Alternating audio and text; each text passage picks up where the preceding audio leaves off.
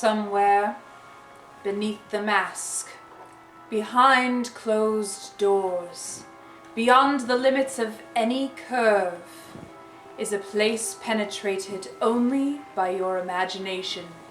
A place where limits cease to exist, where fear runs unchecked, viral.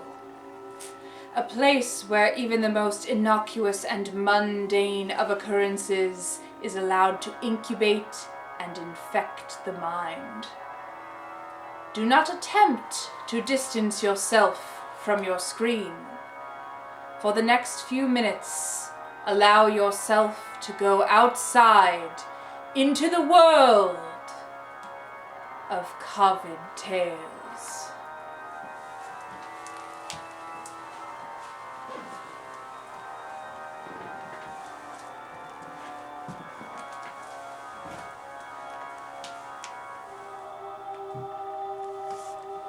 Chapter 3. The Masses in the Median. Early on, before the outbreak had become an all-too grim reality, it was easy to speak of it as a quickly passing threat. For a brief moment it was thought of as a Chinese problem, a European problem, and the rest of the world's problem. But finally, after we held off as long as we could, we had to admit it was our problem.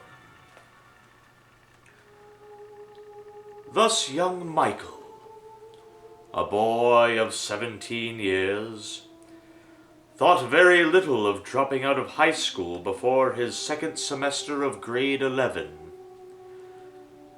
He was not a stupid boy by any means.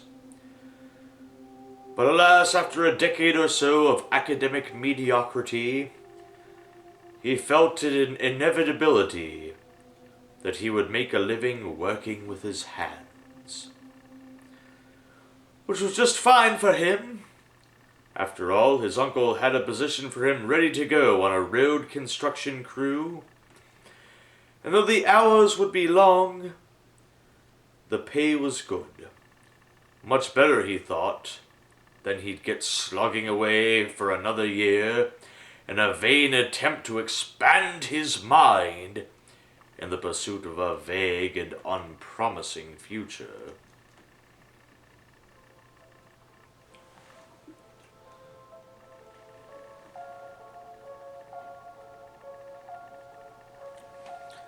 And so, Michael signed the papers and took the job, which began as expected. Though the weather wasn't always kind, he was reaping the rewards of a wife he had finally taken control of. Though plenty of his colleagues initially chided him for his thin frame, seemingly ill-suited to physical labor, his uncle assured him that there was much more to him than met the eye. And so, by the end of a fortnight on the job, his cohorts began to embrace him as one of their own, as his youthful energy and work ethic carried him through to become a valuable asset to their team.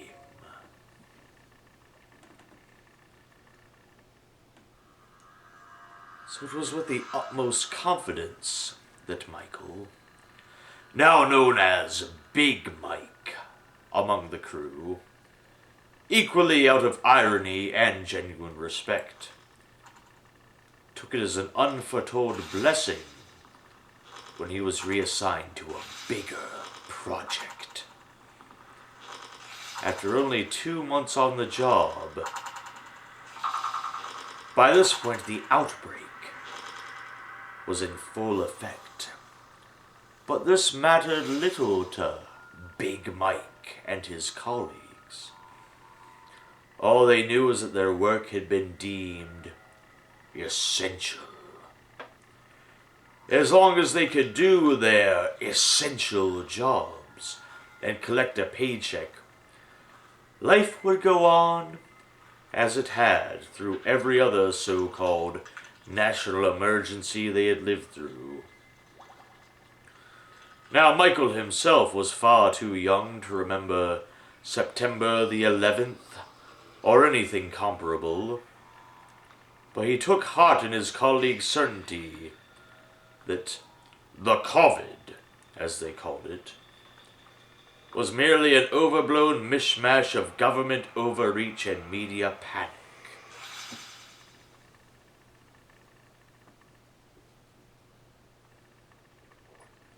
Alas, I will tell you now, dear listener, when the powers that be speak of a bigger project, do not doubt for one moment, as young Michael did, that bigger always means something graver and more sinister than any that ever came before.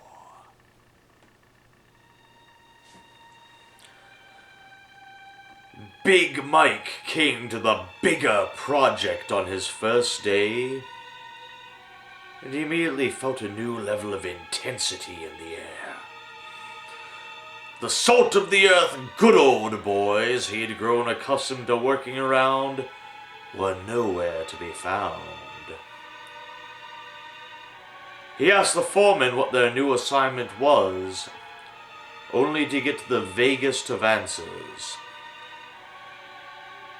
"Digging," said the foreman, in an unmistakably peculiar accent.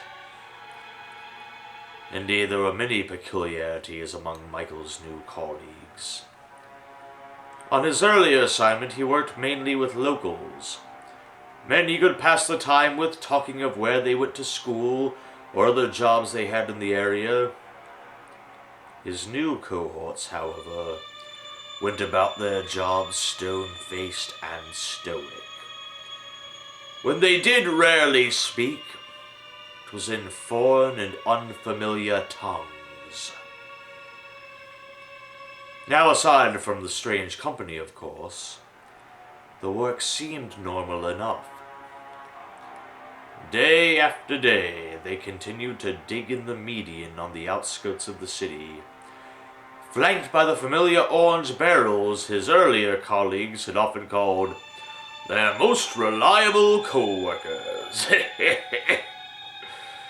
And they still had lunch at regular intervals, at which time Michael became better acquainted with his co-workers, namely two Serbian men, Gavrilo and Vaso. Though there was little small talk to be had, they assured him this kind of work was common where they came from. 20 years they'd been doing these jobs, and they'd been hired in special for this project. Now in his head, Michael couldn't help but scoff at why foreigners had been hired in special for a seemingly simple job. Indeed, he couldn't help but recall something his father used to rant and rave about. Just more desperate foreigners taking jobs from good Americans. That'll be the day. Chagrined though he was by this, Michael took comfort in the fact that he was working with a crew well experienced in whatever this project was.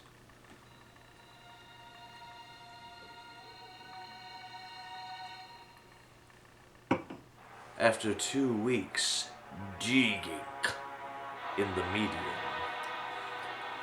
Michael's crew had completed a wide, deep trench nearly a mile long, and were told, to much excitement, that their project would be ending in 2 days, with a bonus pay in store for all of them. They were warned, however, that that bonus depended upon staying to the very end. Now, although Michael was too caught up in his glee to notice, I did. Indeed, your all-knowing narrator could not help but see the contrast between the excitement of Michael and the other young members of the crew and the stoicism of Garillo, Vaso, and the other outside hires. It was indeed the same difference I've seen before. That of young men going to war versus the much older men that return in the aftermath. It was at midnight, on the last morning of the project, that the trucks began to arrive. Dozens of fully loaded dump trucks draped in gray tarpaulins. They came like diesel-powered phantoms, out of the morning fog, lazily drifting their backs toward the wide and welcoming trench they had so dutifully dug. And while Michael and the rest of the younger workers watched in rapt anticipation of their work coming to fruition, Gavrilo, Vassal, and the rest of the outside hires looked on with the attitude that it was another blasé day on the job.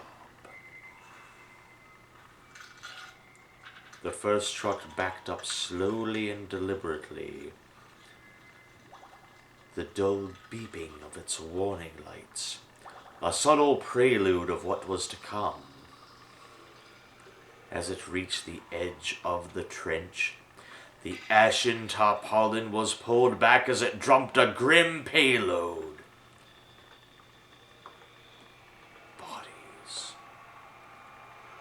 Hundreds of bodies. Men and women.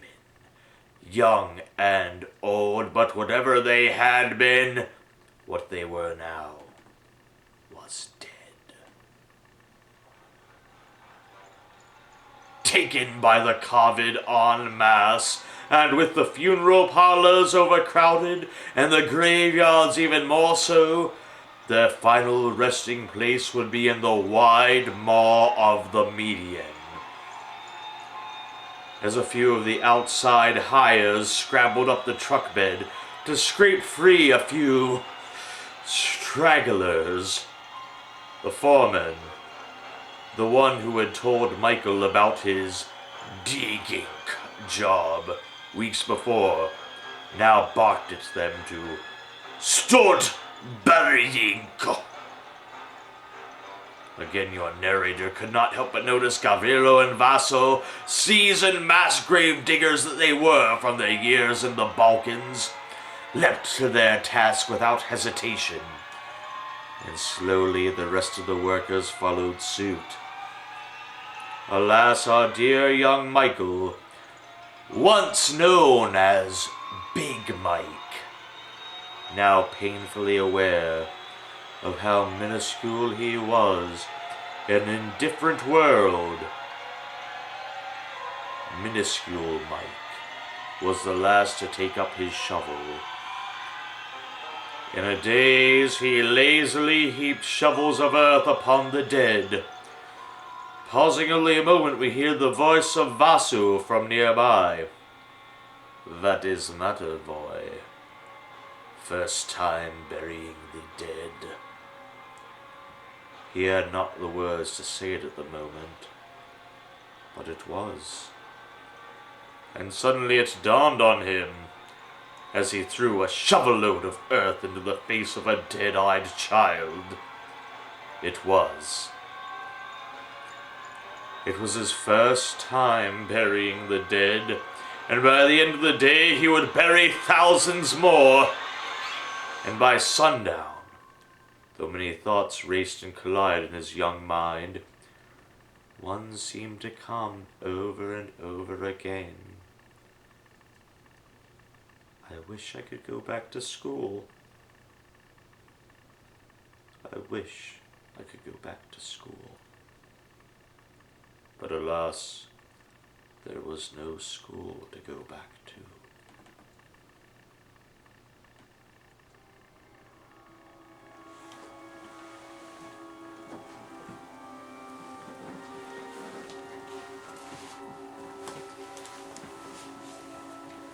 We warned you that your stay would not be long.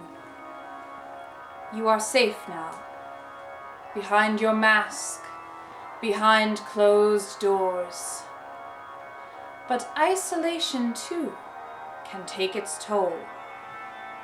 Soon, very soon, you will feel that familiar itch, like a tickle in your brain, the urge to once again venture forth out into the world of carved tales. Join us next week for Chapter 4, The Ruins of the Retreaters.